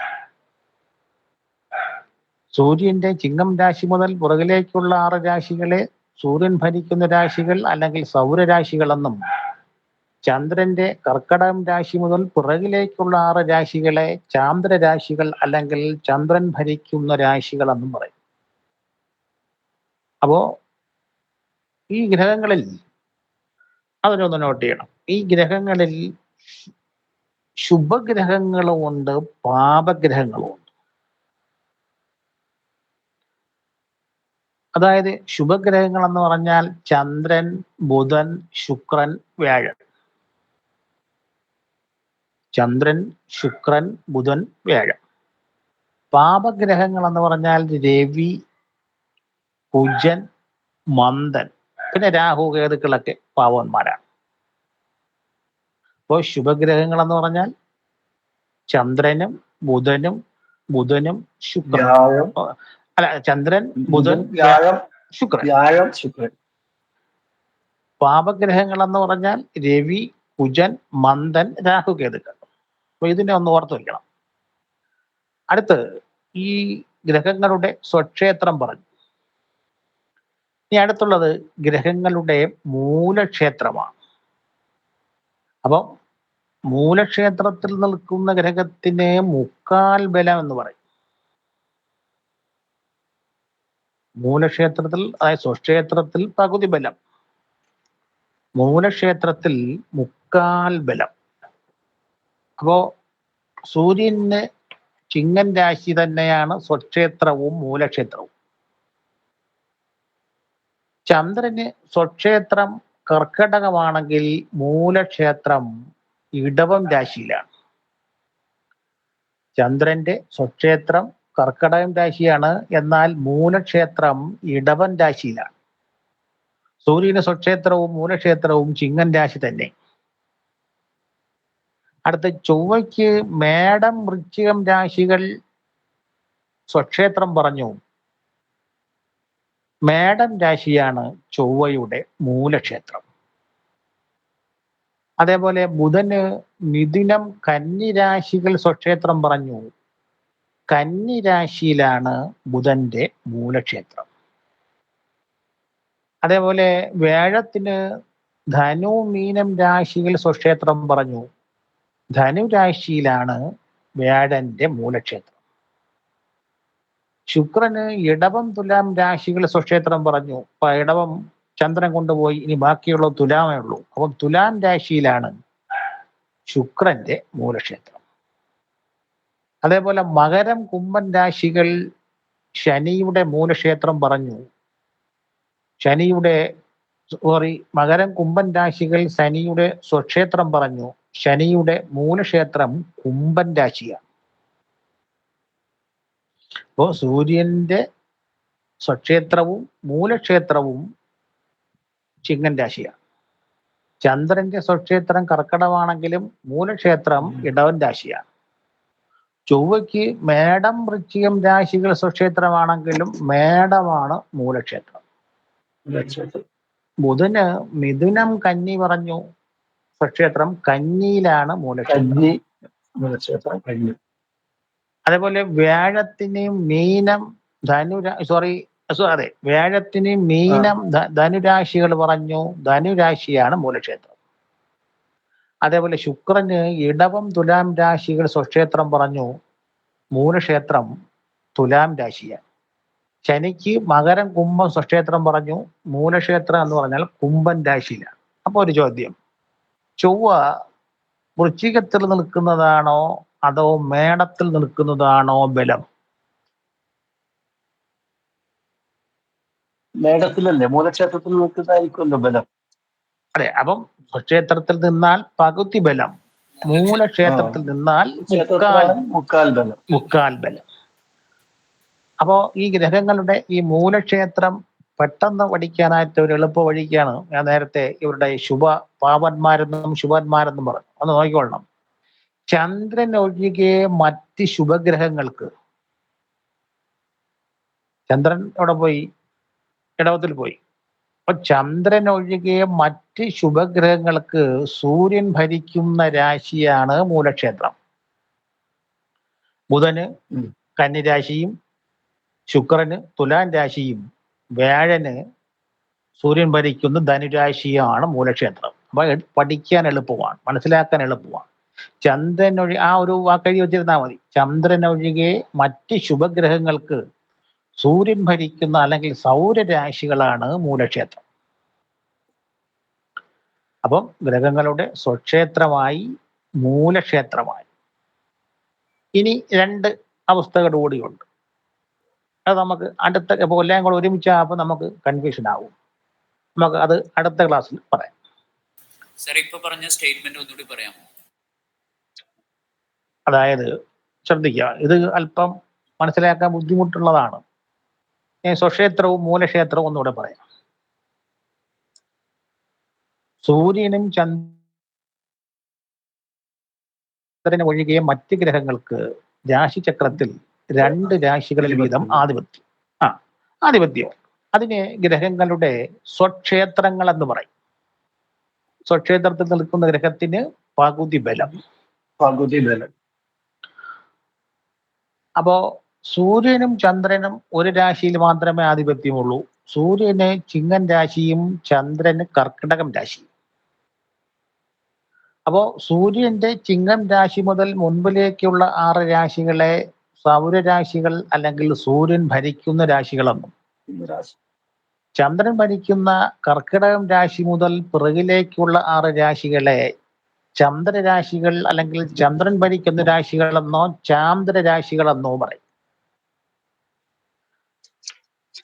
അപ്പൊ ചൊവ്വയ്ക്ക് ചന്ദ്രൻ ഭരിക്കുന്ന മേടൻ രാശിയും സൂര്യൻ ഭരിക്കുന്ന വൃശ്ചികൻ രാശിയും സ്വക്ഷേത്രങ്ങളാണ്. ബുധന് ചന്ദ്രൻ ഭരിക്കുന്ന മിഥുനൻ രാശിയും സൂര്യൻ ഭരിക്കുന്ന കന്നി രാശിയും സ്വക്ഷേത്രമാണ്. എല്ലാവരും മൈക്കൊന്ന് ഓഫാക്കണേ, മൈക്കിനൊന്നോ. അതേപോലെ വ്യാഴത്തിന് ചന്ദ്രൻ ഭരിക്കുന്ന മീനം രാശിയും സൂര്യൻ ഭരിക്കുന്ന ധനുരാശിയും സ്വക്ഷേത്രമാണ്. ശുക്രന് ചന്ദ്രൻ ഭരിക്കുന്ന ഇടവൻ രാശിയും സൂര്യൻ ഭരിക്കുന്ന തുലാം രാശിയും സ്വക്ഷേത്രങ്ങളാണ്. ശനിക്ക് ചന്ദ്രൻ ഭരിക്കുന്ന കുംഭൻ രാശിയും സൂര്യൻ ഭരിക്കുന്ന മകരം രാശിയും സ്വക്ഷേത്രമാണ്. സ്വക്ഷേത്രത്തിൽ നിൽക്കുന്ന ഗ്രഹത്തിന് പകുതി ബലം. അടുത്തത് പറഞ്ഞു ഗ്രഹങ്ങളുടെ ബലാബലത്വം നോക്കിയിട്ടാണ് ഫലം പറയുന്നത്. അപ്പൊ എപ്പോഴും ഗ്രഹത്തിന്റെ ബലം വേണം. ഒരു രാശിയിൽ അല്ലെങ്കിൽ ഒരു ഭാവത്തിൽ ഒരു ഗ്രഹം നിന്ന് കഴിഞ്ഞാൽ ആ ഭാവത്തിന് പുഷ്ടി വരണമെങ്കിൽ അവിടെ നിൽക്കുന്ന ഗ്രഹത്തിന് ബലം വരണം. അപ്പൊ അടുത്ത് രണ്ടാമത്തെ സ്റ്റെപ്പ് എന്ന് പറഞ്ഞാൽ ഗ്രഹങ്ങളുടെ മൂലക്ഷേത്രം എന്ന് പറയും. മൂലക്ഷേത്രത്തിൽ നിൽക്കുന്ന ഗ്രഹത്തിന് മുക്കാൽ ബലമാണ്. അപ്പോ സൂര്യന്റെ സ്വക്ഷേത്രവും മൂലക്ഷേത്രവും ചിങ്ങം തന്നെ. ചന്ദ്രന്റെ സ്വക്ഷേത്രം കർക്കടകവും മൂലക്ഷേത്രം ഇടവം രാശിയുമാണ്. ചൊവ്വയ്ക്ക് മേടം വൃശ്ചികം സ്വക്ഷേത്രം പറഞ്ഞു, മേടം രാശിയാണ് മൂലക്ഷേത്രം. ബുധന് മിഥുനം കന്നി സ്വക്ഷേത്രം പറഞ്ഞു, കന്നിയിലാണ് ബുധന്റെ മൂലക്ഷേത്രം. വ്യാഴത്തിന് ധനു മീനം പറഞ്ഞു, ധനുരാശിയാണ് മൂലക്ഷേത്രം. ശുക്രന് ഇടവം തുലാം സ്വക്ഷേത്രം പറഞ്ഞു, തുലാം രാശിയിലാണ് ശുക്രന്റെ മൂലക്ഷേത്രം. ശനിക്ക് മകരം കുംഭൻ രാശികൾ പറഞ്ഞു, കുംഭൻ രാശിയിലാണ് ശനിയുടെ മൂലക്ഷേത്രം. അപ്പൊ ചോദിച്ചു ഒരു സംശയം. അപ്പോ രണ്ട് രാശിയിലപ്പോ ഒന്ന് മൂലക്ഷേത്രം പറഞ്ഞു, മറ്റേതപ്പോ സ്വക്ഷേത്രം തന്നെയായിരിക്കും അല്ലെ? സ്വക്ഷേത്രം തന്നെ. അപ്പോ ഗ്രഹങ്ങൾ എപ്പോഴും ഒരിടത്ത് നിൽക്കില്ലല്ലോ. അതെ, ഗ്രഹങ്ങൾ ഇങ്ങനെ ഈ കാലചക്രത്തിൽ അല്ലെങ്കിൽ രാശിചക്രത്തിൽ കൂടി കറങ്ങി വരുമ്പോ ഇപ്പം ചോദിക്കട്ടെ, ഇപ്പൊ നിൽക്കുന്നത് ശനി നിൽക്കുന്നത് കുംഭൻ രാശിയിലാണ്. അപ്പൊ ഈ സമയത്ത് ശനി ബലവാനാണോ? അല്ല. കുംഭൻ രാശി ശനിയുടെ മൂലക്ഷേത്രമല്ലേ? അപ്പൊ മകരത്തിൽ നിൽക്കുന്നതിനേക്കാളും ബലം കുംഭത്തിൽ നിൽക്കുന്നതല്ലേ? മുക്കാൽ ബലമാണ്. അപ്പൊ എപ്പോഴും ഗ്രഹങ്ങൾ ഇത് അടിസ്ഥാനപരമായിട്ട് നിങ്ങൾ കാണാതെ പഠിച്ച് എഴുതി, അങ്ങനെ സ്കൂളിൽ കുട്ടികളൊക്കെ പഠിച്ചതിന്റെ ബാക്കിയുള്ള ബുക്കൊക്കെ ഉണ്ടെങ്കിൽ അതിൽ പേപ്പർ ഉണ്ടെങ്കിൽ അതിലെല്ലാം എടുത്തിട്ട് എഴുതി പഠിക്കും. സ്വക്ഷേത്രം, മൂലക്ഷേത്രം, ഉച്ചക്ഷേത്രം, നീചക്ഷേത്രം, ഇത് അങ്ങ് ബൈഹാർട്ടാക്കിയാലേ നമുക്ക് പറ്റൂ. കാര്യം ഒരു ജാതകം കിട്ടിക്കഴിഞ്ഞാൽ രണ്ട് കാര്യം പറയണമെങ്കിൽ ഇത് വേണം. അതുപോലെ നാളുകളും നാളിന്റെ ഒരു രാശി. അപ്പൊ അതായത് ഒരു രാശിയിൽ ചന്ദ്രൻ നിൽക്കുന്നത് കണ്ടപ്പോ മേടം രാശിയിലാണ് ചന്ദ്രന്റെ സ്ഥിതി. ചന്ദ്രന്റെ അവസ്ഥയാണല്ലോ കൂർ അല്ലെങ്കിൽ നക്ഷത്രം എന്ന് പറയുന്നത്. അപ്പൊ മേടം രാശിയിൽ ചന്ദ്രൻ ഉള്ള ജാതകം കണ്ടു കഴിഞ്ഞാൽ നിങ്ങൾ അപ്പോൾ മനസ്സിലാക്കണം, ഒന്നുകിൽ അശ്വതി, 27 പിടിക്കണ്ട, ഒന്നുകിൽ അശ്വതി അല്ലെങ്കിൽ ഭരണി അല്ലെങ്കിൽ കാർത്തികയുടെ കാലായിരിക്കും. അതേപോലെ ഇടവൻ രാശിയിലാണെങ്കിൽ കാർത്തികയുടെ മുക്കാലോ രോഹിണിയോ മകരത്തിന്റെ അരയിലോ ആയിരിക്കും. അപ്പൊ ആ മനസ്സിനകത്ത് ഈ കാര്യങ്ങൾ അര മുക്കാല് എവിടെ എങ്ങനെയെല്ലാം മുറിയുന്നു എന്നുള്ള കാര്യം നമ്മളെ മനസ്സിൽ വേണം. അപ്പോൾ അതായത് അത് പറയുന്നതിന്റെ കാര്യം, ഒരു ഗ്രഹനിലയിൽ ഒരു നക്ഷത്രം ചന്ദ്രനെ കണ്ടു കഴിഞ്ഞാൽ അപ്പൊ ഇന്ന നക്ഷത്രമാണെന്ന് പറഞ്ഞാൽ ആ നക്ഷത്രത്തിന്റെ ദശാനാഥൻ ഇന്ന ആളാണ്. അപ്പൊ ആ കുട്ടി ജനിച്ചത് ഏത് ദിശയിലാണെന്ന് പറയാം. അങ്ങനെയുള്ള വിവിധ കാര്യങ്ങൾ നമ്മൾ യഥാർത്ഥം പറഞ്ഞാൽ ഒരു സിനിമയുടെ ഒരു സ്ക്രിപ്റ്റ് എഴുതുന്നത് പോലെയാണ് ജാതകം. നമുക്ക് തരുന്നത് ഇപ്പോൾ ഇന്നത്തെ തീയതി 30/5/2024 വൈകുന്നേരം 4:30 അല്ലെങ്കിൽ 4:30 ഇത്രയാണ് നമുക്ക് കിട്ടുന്നത്. ഇത് കിട്ടിക്കഴിഞ്ഞാൽ നിങ്ങൾ പഞ്ചാംഗത്തിൽ നോക്കി ഈ 30/5/2024 എന്ന് പറയുന്നത് മലയാള മാസത്തിൽ എത്രാം തീയതിയാണ്, അതായത് 1199 ഏത് മാസത്തിലാണ്, എത്രാം തീയതിയാണ്. എന്നിട്ട് പിന്നീട് പറയാം അന്നത്തെ ഉദയം എപ്പോഴാണ്.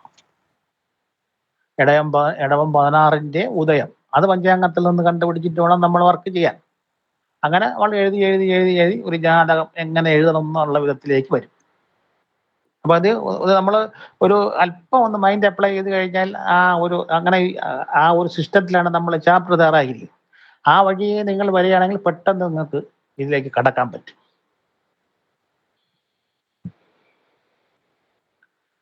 അപ്പോൾ നമ്മൾ ഇന്ന് പറഞ്ഞത് ഇത്രയേ ഉള്ളൂ. രാശിയും നക്ഷത്രങ്ങളും തമ്മിലുള്ള ബന്ധം, രാശിയും ഗ്രഹങ്ങളും തമ്മിലുള്ള ബന്ധം, അതിൽ ഗ്രഹങ്ങളുടെ ബലാബലത്വത്തിന്റെ 2 കാര്യങ്ങൾ, പിന്നെ ഒരു രാശിക്കകത്ത് വരുന്ന നക്ഷത്രങ്ങളുടെ നക്ഷത്രപാദങ്ങൾ, അതായത് ആ മുറിയുന്ന രീതി എത്രയാണെന്നുള്ള കാര്യം, പിന്നെ ഗണ്ഡാന്തം, ഏതൊക്കെ നക്ഷത്രത്തിന്റെ തുടക്കത്തിലാണ് ഗണ്ഡാന്തം, ഏതൊക്കെ നക്ഷത്രത്തിന്റെ ഒടുക്കത്തിലാണ് ഗണ്ഡാന്തം, പിന്നെ ഗ്രഹങ്ങളുടെ രാശിചക്രത്തിൽ നമ്മൾ എഴുതുന്ന ചുരുക്കെഴുത്ത്, പിന്നെ രാശിചക്രം തുടങ്ങുന്നതിന്റെ കാര്യം, അല്ലെങ്കിൽ എങ്ങനെയാണ് നമ്മൾ ഒരു രാശിചക്രത്തെ സങ്കല്പിക്കേണ്ടതെന്നുള്ള രീതി. ഇത്രയും ആർക്കെങ്കിലും സംശയമുണ്ടോ?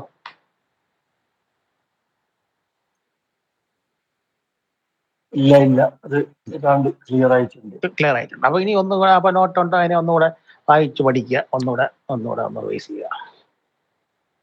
ഈ നോട്ട് നമുക്ക് അയച്ചു തരുമോ സാധാരണ? അതായത് ഇത് ഇപ്പം ഇതിന്റെ PDF മറ്റോ കിട്ടുവാണെങ്കിൽ നമുക്കൊന്ന് കുറിച്ച് വെക്കാൻ കുറച്ചും കൂടി സൗകര്യമാണ്.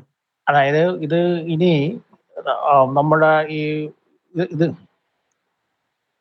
ഗ്രൂപ്പിലിട്ടിട്ടുണ്ട്. അതെ, ഞാൻ ഗ്രൂപ്പിലുണ്ട്. അതെ, അപ്പൊ ആ ഗ്രൂപ്പിലുണ്ട്. നിങ്ങൾ അതിനെ ഇത് ഞാൻ ഇന്ന് ജോയിൻ ചെയ്തതാണ് ശരിക്കും. ശരി. അത് ഞാൻ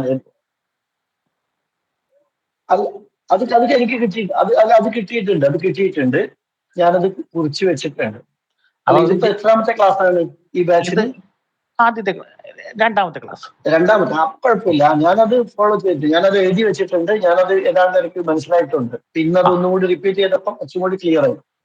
അപ്പൊ നിങ്ങൾ ഒരു കാര്യം ശ്രദ്ധിക്കുക, ഈ നിങ്ങൾക്ക് ഓരോ മാസത്തെ എത്ര ക്ലാസ്സുകളുണ്ടെന്ന് മുൻകൂട്ടി നിങ്ങളെ ടൈം ടേബിൾ അയക്കും. അതനുസരിച്ച് നിങ്ങളെ അങ്ങനെ ഷെഡ്യൂൾഡ് തയ്യാറായിക്കോളും. അപ്പൊ ക്ലാസ് മിസ്സാവരുത്. ഒരു മാസത്തിൽ അപ്പൊ അടുത്ത മാസം ഏതൊക്കെ തീയതികളിലാണ് ക്ലാസ് എന്നുള്ള കാര്യം അറിയിക്കും, 2 ദിവസത്തിനകത്ത് അറിയിക്കും. അപ്പൊ അതനുസരിച്ച് നിങ്ങളുടെ ഷെഡ്യൂൾ ശരിയാക്കി വയ്ക്കുക. പിന്നെ അപ്പൊ ക്ലാസിന്റെ 2 ദിവസങ്ങൾക്ക് മുമ്പ് അല്ലെങ്കിൽ നിങ്ങൾക്ക് ഈ PDF അയച്ചു തരും. അതിനെ നിങ്ങൾ പ്രിന്റ് എടുക്കുകയോ നോട്ട് ബുക്കിൽ എഴുതി വെച്ചിട്ട് ഒന്ന് വായിച്ചിട്ടിരിക്കുകയെങ്കിൽ ഒന്നുകൂടി ക്ലിയർ ആവും. പിന്നെ ഈ നമ്മുടെ നല്ല അതേപോലെ ഈ ക്ലാസ് കഴിയുന്ന മുറയ്ക്ക് ഈ 1 മുതൽ എത്ര ചാപ്റ്റർ, നമുക്ക് 17 ചാപ്റ്റർ ആണ് ഉദ്ദേശിക്കുന്നത്, 1 മുതൽ 17 ചാപ്റ്ററുകളുടെയും PDF നിങ്ങൾക്ക് ഒരുമിച്ച് അയച്ചു തരും. അതിനെ നിങ്ങൾ കോപ്പി ചെയ്ത് അത് നിങ്ങൾക്ക് ഫയലിലാക്കി വെച്ചിരുന്നാൽ നിങ്ങൾക്ക് അത് റെഫറൻസ് പ്രിന്റ് എടുത്ത് അതിന് ഫയലാക്കി സൂക്ഷിച്ചു കഴിഞ്ഞാൽ നിങ്ങൾക്ക് റെഫറൻസിനായിട്ട് ഉപയോഗിക്കാം.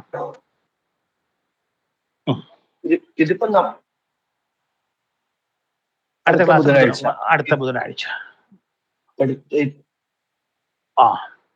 എല്ലാ ബുധനാഴ്ചയായിരിക്കും. അപ്പൊ ഇന്നലത്തേക്കിലൊരു മാറ്റം വന്നു കഴിഞ്ഞാൽ, ഇന്നലത്തെ നമ്മളെ ഈ നെറ്റ്വർക്ക് പ്രോബ്ലം ആയിരുന്നല്ലോ മൊത്തത്തില്. അപ്പൊ അതുകൊണ്ട് നമ്മൾ ശ്രമിച്ചു, നമ്മൾ 8:30 മുതലേ ശ്രമിച്ചു, എങ്കിലും നമുക്ക് അതില് കയറാൻ പറ്റുന്നില്ല. അതുകൊണ്ടാണ് പിന്നെ സാറ് ഇന്നത്തേക്ക് മാറ്റിയത്. ഞാൻ ഇന്ന് ജോയിൻ ചെയ്തത് അതുകൊണ്ടാണ് ഒരു സംശയം. അല്ല, ഒരു ക്ലാസ്, അതായത് ഇന്നലെ ക്ലാസ് നടന്നില്ല, ഇന്ന് ആണ് നടന്നത്. ഇന്നലെ നടന്നില്ല. ഇന്നലെ ഞാൻ ഉണ്ടായിരുന്നു, നടന്നില്ലല്ലോ. നടന്നില്ല. സാറേ, ഒരു സംശയം സാറേ. സാറ് സാധിക്കുമെങ്കിൽ ജസ്റ്റ് ഒരു 2 മിനിറ്റ് കൊണ്ട് നമ്മൾ നാളിന്റെ പറഞ്ഞല്ലോ, ഓരോ പാദമായിട്ട് മുറിക്കുന്നത്, അതൊന്ന് ഒന്നുകൂടി ഒന്ന് ബ്രീഫ് ചെയ്യാമോ? ഇല്ല, അതായത് നോക്കിക്കൊള്ളണം, അല്ലെങ്കിൽ അത് നിങ്ങളുടെ വരാൻ സാധ്യതയില്ല എങ്കിലും ഞാൻ പറഞ്ഞുതരാം. അതായത് അത് 2 എളുപ്പത്തിൽ മനസ്സിലാക്കിയാൽ മതി. അശ്വതി, ഭരണി, കാർത്തിക, കാലൻ. ആ കാലിന്റെ ഭാഗം അടുത്ത ഇതിലേക്ക് വന്നോ, അങ്ങനെ കണക്കാക്കിയ 2 അപ്പൊ നമുക്ക് കുറച്ചുകൂടി എളുപ്പമായിരിക്കും. അത് വേണമെങ്കിൽ ഒന്ന് കുറിച്ചോളൂ, ഞാൻ പറഞ്ഞുതരാം. അതായത് മേടൻ രാശിയിൽ അശ്വതി, ഭരണി, കാർത്തികയുടെ കാൽഭാഗം.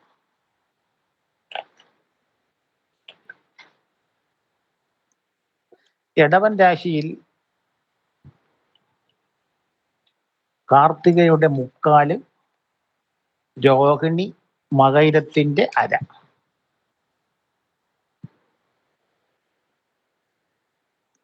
മിഥുനൻ രാശിയിൽ മകയിരത്തിന്റെ അര, തിരുവാതിര, പുണർത്തിന്റെ മുക്കാല്. ഇതിനൊരു സ്ക്രീൻഷോട്ട് എടുക്കാൻ പറ്റുമെങ്കിൽ അതായിരിക്കും നല്ലത്. എലാർജി ചെയ്തിട്ട് സ്ക്രീൻഷോട്ട് എടുത്തു കഴിഞ്ഞാൽ കുറച്ചുകൂടെ നന്നായിരിക്കും. അടുത്ത് കർക്കിടകത്തിലാണെങ്കിൽ പുണർത്തിന്റെ കാല്, പൂയം, ആയില്യം. അടുത്ത് ചിങ്ങത്തിലാണെങ്കിൽ മകം, പൂരം, ഉത്രത്തിന്റെ കാല്. കന്നിയിലാണെങ്കിൽ ഉത്രം, മുക്കാല്, അത്തം, ചിത്തിരയുടെ അര.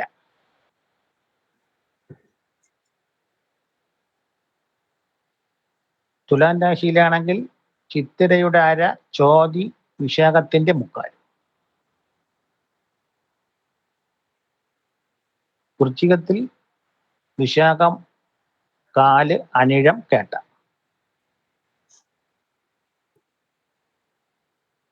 ധനുവിലാണെങ്കിൽ മൂലം, പൂരാടം, ഉത്രാടത്തിന്റെ കാല്.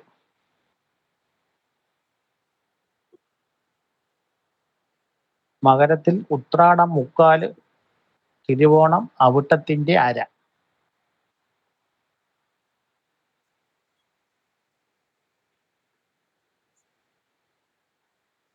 കുംഭത്തിൽ അവിട്ടത്തിന്റെ അര, ചതയം, പൂരുട്ടാതി, മുക്കാൽ.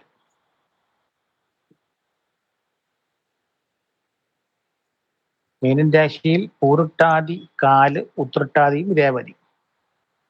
അത് നിങ്ങൾക്ക് ആ നോട്ടിൽ തന്നെ ഉണ്ട്. രണ്ട് വിധത്തിലുണ്ട്. രാശിചക്രത്തിനകത്ത് രേഖപ്പെടുത്തിയിട്ടുണ്ട്, അല്ലാത്ത രീതിയിലും എഴുതിയിട്ടുണ്ട്.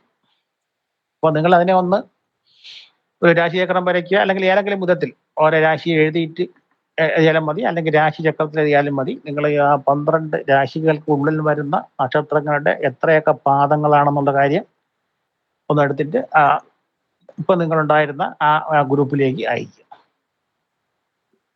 അത് ഓരോ രാശിയിലും 2.25 നക്ഷത്രം ഓർമ്മിച്ചു കഴിഞ്ഞാല് അശ്വതി, ഭരണി, കാർത്തിക, കാല്. കാർത്തികയുടെ മുക്കാല് അടുത്ത രാശിയിൽ. അത് കുറച്ചും കൂടി എളുപ്പം അല്ലേ? അതല്ലേ, അത് കുറച്ചും കൂടി ഓർമ്മിക്കാൻ എളുപ്പമായിരിക്കും. അത് നമ്മുടെ ഈ 12 രാശിയിലും വരുന്ന നക്ഷത്രങ്ങളെ നമ്മുടെ രാശിയിലും ആ എക്സ്പീരിയൻസ് കൊണ്ട് മനസ്സിനകത്തിട്ട് കറക്കാൻ പഠിക്കണം. അത് ബൈഹാർട്ട് ഒന്ന് പഠിച്ചാൽ. അപ്പൊ ഇന്ന് നമുക്ക് തൽക്കാലം ഇവിടെ നിർത്താം. ബാക്കി അടുത്ത ക്ലാസ്. നമസ്തേ. സംശയങ്ങൾ ഉണ്ടെങ്കിൽ ഗ്രൂപ്പിൽ ചോദിക്കുക. ഞങ്ങൾ രണ്ടുപേരിൽ ആരെങ്കിലും മറുപടി തരും. അതൊന്നും വിഷമിക്കേണ്ട.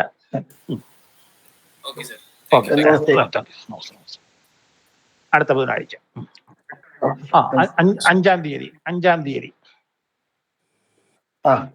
ഓക്കെ. ശരി. ശരി സാറേ. നമസ്കാരം. എല്ലാവർക്കും ശുഭരാത്രി. ശുഭരാത്രി സർ.